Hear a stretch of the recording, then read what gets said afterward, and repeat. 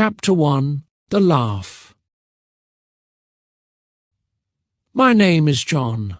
My wife died. Her name was Anna. She was sick for a very long time. She died on Tuesday. Today is Friday. It is 3 days after her death. My heart is broken. My world is empty. There is a big, dark hole in my life. I do not know how to live without her. We are at her father's house. It is a big house, but it feels small. It is full of sad people. Everyone is wearing black clothes. My daughter, Lily, is sitting next to me. She is 10 years old. She is very quiet. She has not talked very much for 3 days. Anna's family is here. Her mother, her father, her aunts, her uncles. Everyone is crying. Everyone is quiet and sad. The room is dark.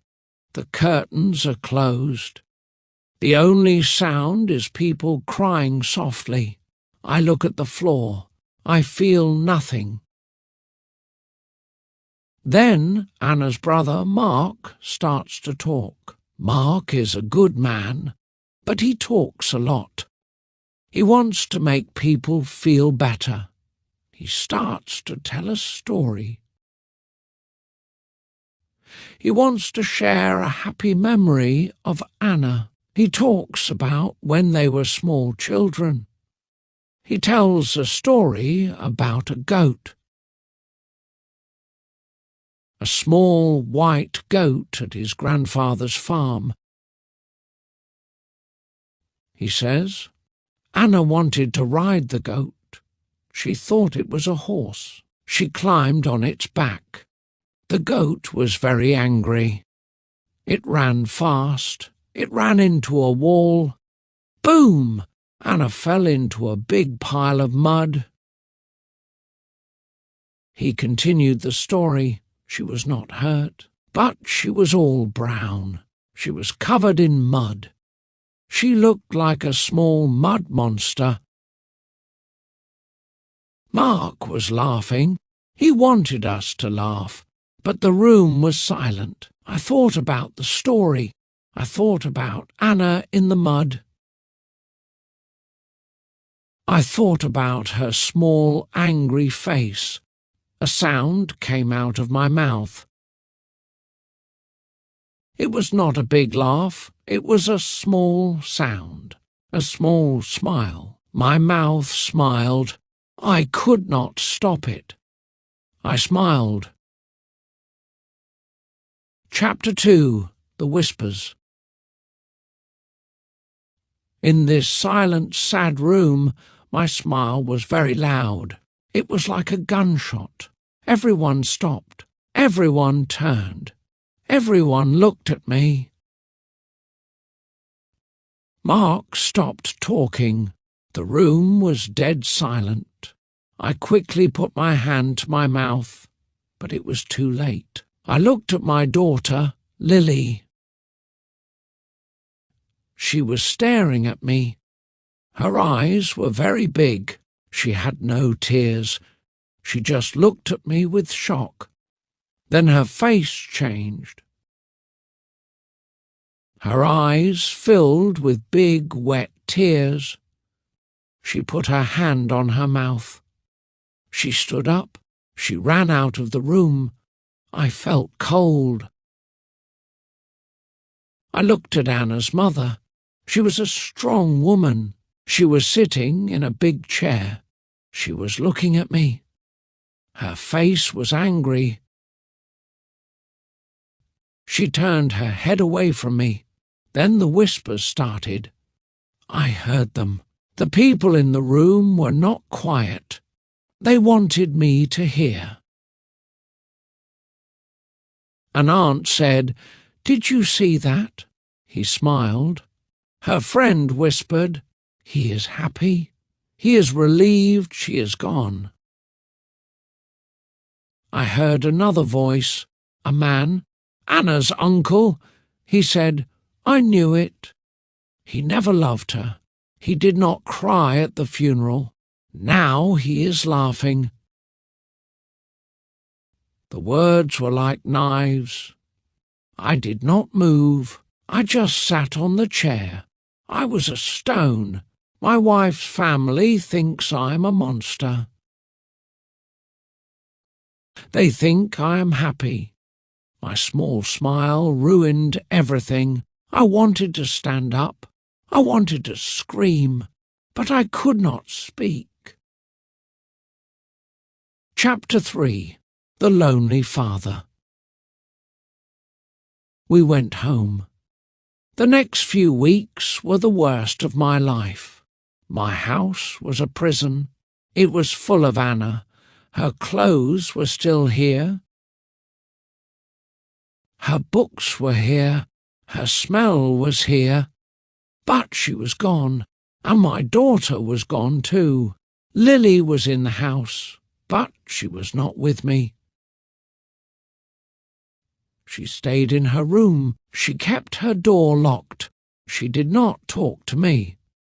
When I cooked dinner, she did not come to the table. She made a sandwich later. One night I knocked on her door. "Lily, please open the door. We need to talk. I miss you." I waited. It was silent. I said, "Lily, please, honey, I am your father." The door opened. She was standing there. She was very thin. She did not sleep. Her eyes were red.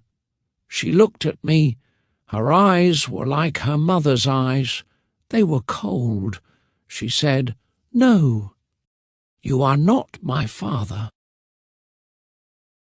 Her words hit me. I said, "What?" "Lily, what are you saying? I am your dad." Her voice was strong. It was full of anger. A father loves his family. A father is sad when his wife dies. A father does not laugh. She was shouting now. "You laughed. You were happy. I saw you." She said, "I cannot call you father. You are just the man who lives in my house. I hate you." She slammed the door. I heard the lock. I was alone in my own house, the loneliest man in the city. Chapter 4. The Last Promise. I sat on the floor. I put my head in my hands.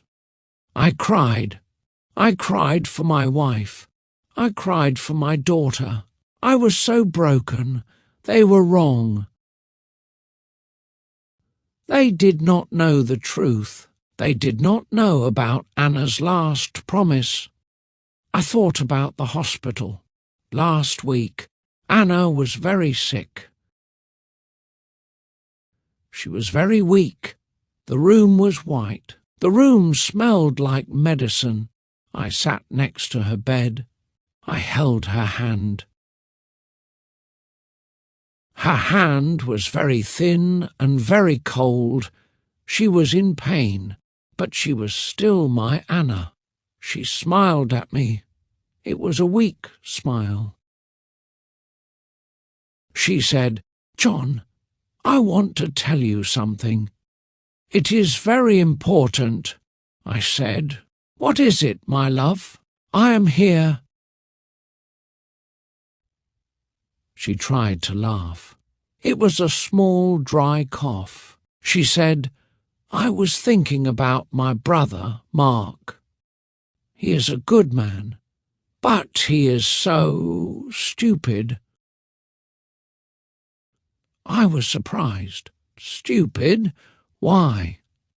She said, "He loves to tell that old story, the story about the goat on the farm. When I fell in the mud, I remembered that story. She looked at me. Her eyes were very serious. "John, that story is the most stupid story in the world. It is not funny. It is just stupid." She held my hand very tight. "Promise me something, John." I said, "Anything, Anna." She said, "At my funeral, after, Mark will tell that story. He always does." She coughed. "When he tells that stupid story, I want you to do something. I want you to laugh. Laugh for me." I said, "What?" "Anna, I cannot laugh. I will be too sad." She said, "Yes, you must. Promise me. I want you to laugh at how stupid he is. I want to know you are laughing with me, not with him." I looked at my wife, my dying wife. She was trying to smile. It was her last wish. I cried. I said, "I promise, Anna, I will laugh for you."